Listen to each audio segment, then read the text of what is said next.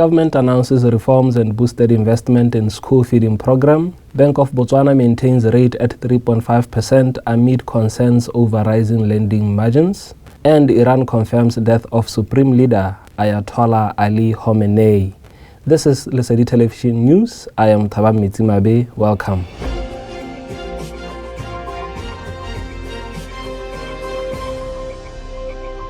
Botswana is expanding and reforming its school feeding program, making it more inclusive and resilient. With over 500,000 learners reached last year, Takuzwa Chigura was there. Minister of Child Welfare and Basic Education Nonokafela Mokoka says Botswana's homegrown school feeding program has grown into a structured, resilient national system aligned with African Union Agenda 2063 and Vision 2036.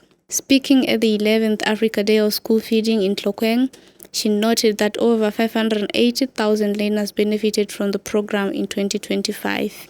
AU NEPAD Comprehensive Africa Agriculture Development Program, CAADP, and the Continental Education Strategy for Africa, CISA 16 to 25. Ladies and gentlemen, this transition is also consistent with Botswana's Vision 2036 and National Development Plan priorities, which emphasize human capital development, economic diversification, food security, and inclusive growth.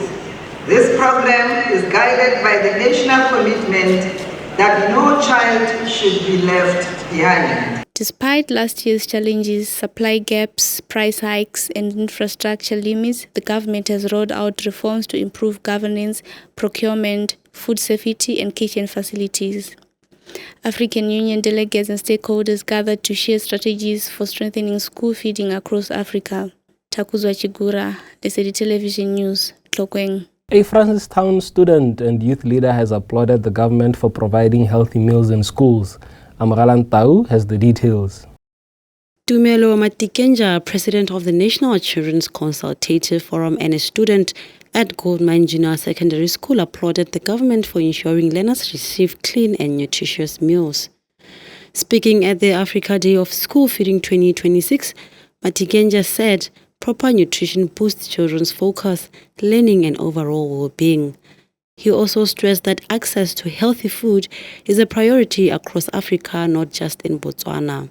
He urged African leaders to listen to children when making policies that affect their education and health. I am deeply honored and humbled to stand before you on the behalf of children of Botswana and the Africa continent as we commemorate the 11th African Day for School Feeding. The theme of this year is that we are ensuring access to nutritious meals, clean water and hygiene, promoting safety and resilience in every school investment. What a beautiful theme, which calls everyone to think about what could be done to make every school meal an investment. Matikenja concluded by calling on government to continue investing in school feeding programs while giving youth people a voice in shaping their future. Reporting for Lesedi Television News, I am Amogelang Tau. The Hospitality and Tourism Association of Botswana, HATAB, has reaffirmed its commitment to strengthening Botswana's tourism sector through collaboration and transparency. This was highlighted during a recent meet and greet session with the HATAB Chief Executive Officer, Takuzwa Chigura, with the report. The tourism sector remains a key pillar of national development, with Hospitality and Tourism Association of Botswana pledging continued commitment to collaboration and transparency. Speaking at the meet and greet, HATAB CEO Lilira Korong said that despite past challenges, the industry has shown resilience. She cited slow reforms, licensing bottlenecks, limited promotion, inadequate stakeholder engagement, and visa requirements as ongoing concerns. The tourism sector stands at the heart of national development, and as custodians of this industry, we remain committed to collaboration and transparency. This gathering provides us with opportunity to position Botswana as the go-to destination to ensure growth that benefits both our members and also to be able to create the much-needed jobs. As we look back on the past year, I am proud of the milestones we have achieved together. Despite challenges the sector is faced with, it has also demonstrated resilience and commitment. However, she expressed optimism that with the government prioritizing tourism, 2026 will reflect resilience, growth and success for the sector. Takuzwa Chigura, Lesedi Television News, Gaborone. HATHAB continues to engage stakeholders as part of its effort to unlock the full potential of Botswana's tourism sector. The Bank of Botswana has maintained the monetary policy rate at 3.5%, citing fragile economic recovery and rising inflation risks. Reporter Amagalan Tau has more. The economy grew by just 0.1% in the year to September 2025, a modest rebound from the 1.7% contraction recorded in 2024. The recovery was largely supported by growth in non-mining activities. Nonetheless, while the turnaround signals stabilization of economic activity, the pace of growth remains weak and fragile. According to the January 2026 International Monetary Fund World Economic Outlook Update, global economic growth is expected to remain subdued at 3.3% in 2026, unchanged from 2025. The government projects a 0.4% contraction this year, with recovery expected in 2026. Inflation has risen slightly to 4.1%, driven mainly by food and health costs. The increase in inflation was attributable to a higher rate of price increases for food and health services. The Monetary Policy Committee forecast inflation to increase into the medium term, averaging 4.5% in 2026 and 4.7% in 2027.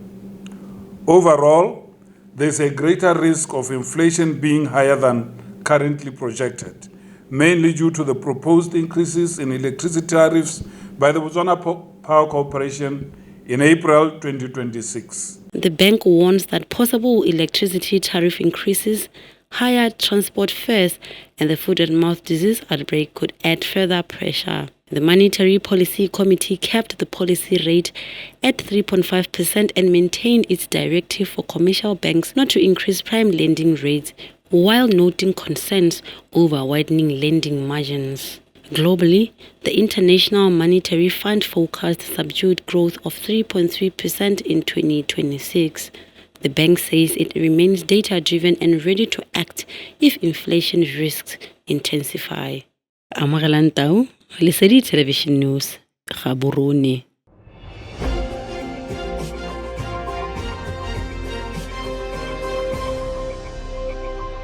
The African Union says the ongoing tensions pose serious risks to energy markets, food security and economic resilience across the continent. The Economic Community of West African States, ECOWAS, has warned that escalating military action in the Middle East could have serious implications for Africa. The Economic Community of West African States, ECOWAS, has warned that escalating military action in the Middle East could have serious consequences for Africa. In a statement, ECOWAS joined the African Union in expressing concern over the conflict, which began when Israel and the United States launched strikes on Iran. The bloc warned that continued instability may disrupt global energy markets, trade and food supply chains, with Africa expected to feel the impact most. Meanwhile, Senegal's Prime Minister, Ousmane Sonko, cautioned that with up to 40% of global oil passing through the Strait of Hormuz, the conflict could trigger rising energy prices and a higher cost of living. In Morocco, authorities have activated a crisis unit to support citizens in the Middle East, while the African Union has called for restraint, urgent de-escalation, and sustained dialogue. Iran's supreme leader Ayatollah Ali Khamenei, who ruled since 1989, has died. Here are the key moments that defined his leadership. He became Iran's first cleric president in 1981, survived an assassination attempt the same year, and was appointed supreme leader in 1989. In later years, he backed the 2015 nuclear deal, condemned nationwide protests, and remained a dominant political force. Khamenei was reported killed on February 28, 2026, during strikes involving the United States and Israel.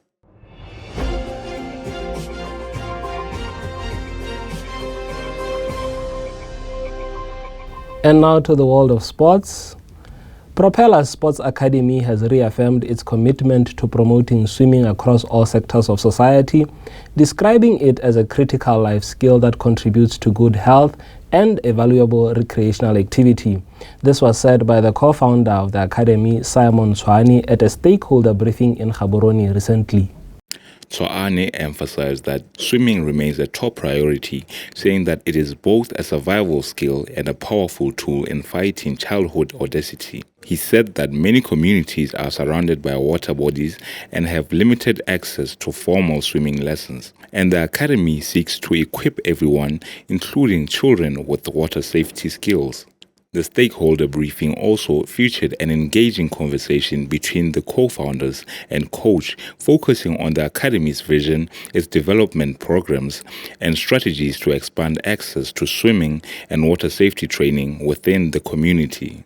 The Deputy Permanent Secretary in the Ministry of Sports, Boinelo Hardy, graced the media briefing and engaged in the questions and answers section. What do you guys do that drives you to work together and to keep going at it and to stay focused on the same vision? This partnership is built from brotherhood, from love, from, we are so principled that honesty has always been our anchor principle. To say, my brother, you are my brother's keeper. That's it. If I'm wrong, if you are having any different, maybe any suggestion, don't wait for it to build up. Come to me, let's talk. Propeller's Sports Academy offers other sporting programs like basketball, gymnastics, netball, and has produced national team athletes who have won championships. Petro Saratle, Lesedi Television, Gaborone. Let's take a look at the weather forecast as provided by the Meteorological Services.